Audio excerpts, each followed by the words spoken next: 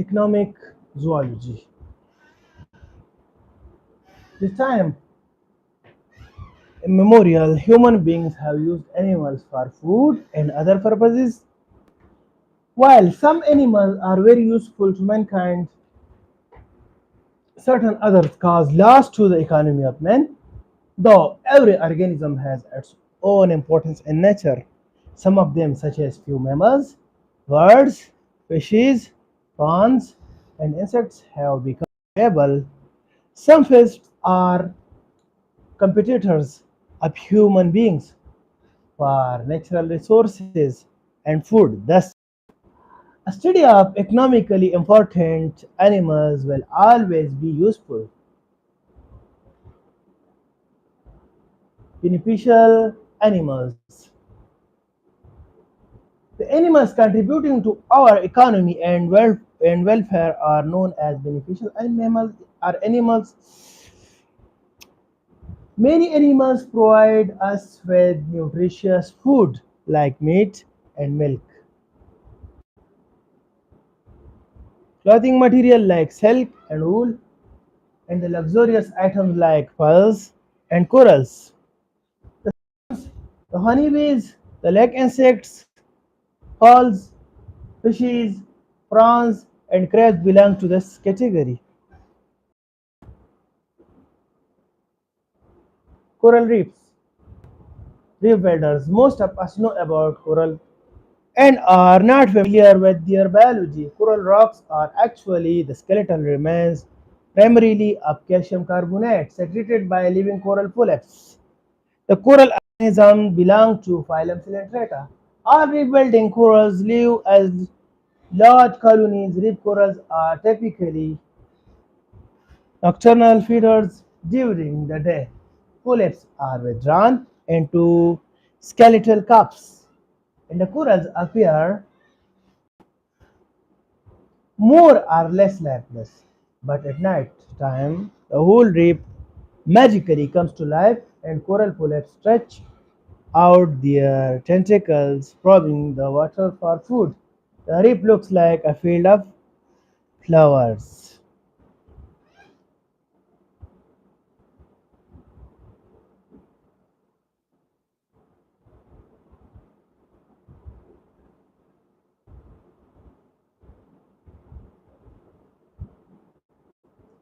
Earthworm vermiculture. The growth of industries, urban cities, and the ever increasing human population have led to an increased accumulation of waste materials. Waste materials introduced into the environment are of two types, namely non-degradable and degradable wastes. The disposal of these solid wastes remain serious challenge in most of the countries. Vast biomass from agriculture, domestic, urban, and industrial sources remain the main cause of organic pollution in many countries, including India.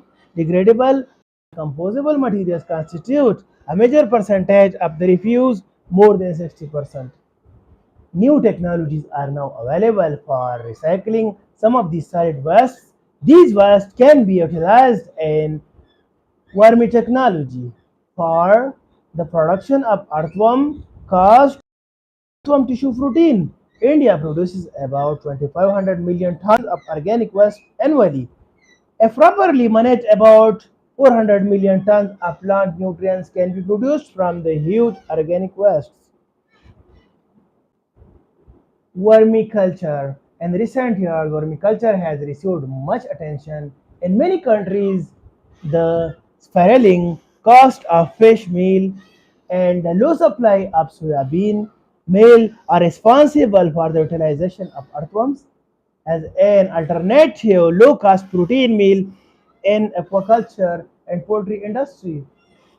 Further, the worms also play an important role in waste disposal. They decompose natural organic waste into rich compost fertilizer. A single earthworm can produce 1,000 to 1,500 offspring in a year. 2,000 mature breeders can produce more than 1 million worms in a year.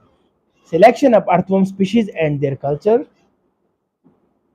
Lampeto, Nariti, and Perionex excavator are cultured in India and Thailand.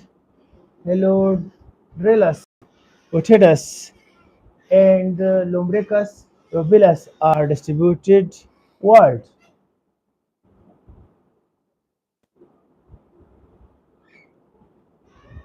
Amenthus, Hawaiiana, Essenia, Oteda, and Eudrellus ingeni are also commonly used for waste management. The methods of culturing earthworms can vary from place to place. A cultured worm must be able to adapt the substances, the substrates, grow for and breed or multiply readily under controlled conditions. A compost pile bed of 4.4 meter long, 1.2 meter wide, and 0.6 meter deep appears to be very satisfactory for a population of more than 50,000 earthworms.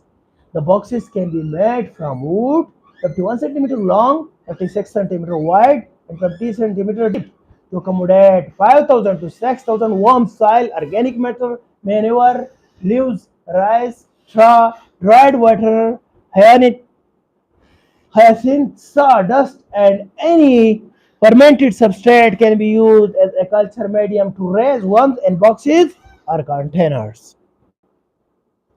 The worms in the worm beds can grow and reproduce faster if they are given sufficient food. Any decayed organic matter appears to be good food for worms, but the feed should not be contaminated by detergents or insecticides. Since the earthworms are rich in protein 65%, fat 14%, carbohydrate 14%, and ash 3%, they are used as feed component for fish, prawns, and shrimp.